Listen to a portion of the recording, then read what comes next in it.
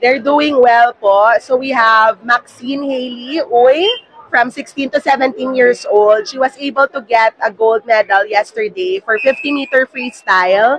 And then she also has 2 silvers so far for 200 IM and then 50-meter backstroke.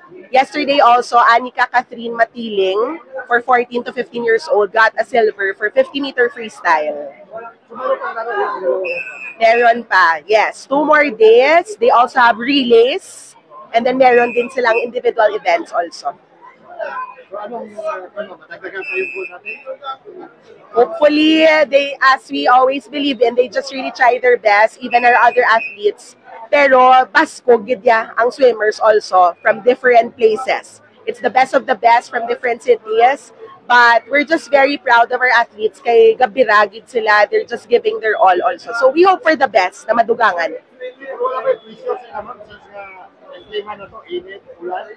Ara gid, ang challenges ma-feel gid nila from the very start also. Ang situation man sang swimming pool, if you see the bleachers damo-damo gid tawo, no, ga-adjust gid sila.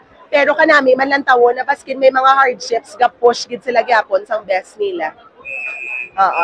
Makita kong siguro subong na Thursday na ma-settled, I mean, a 4th day na natin, ma-settled ng lawas nila. So, hopefully, mas ma-push pa gid sila in the last 2 days. Expectation ninyo na ngayon na laro sa laro nila today. Sa relays naton later, do may chance kita siguro makamedal gid, no?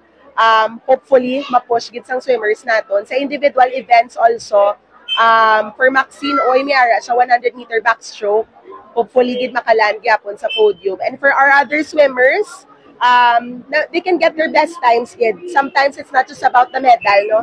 Na nami performance nila, ang time nila manubo gid. So that's what we're hoping for also.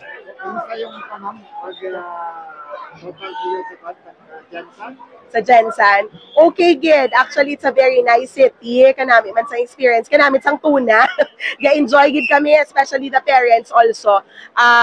We've been experiencing a lot of competitions, different parts of the Philippines, and this is one unique experience gid. Ga-enjoy gid kami.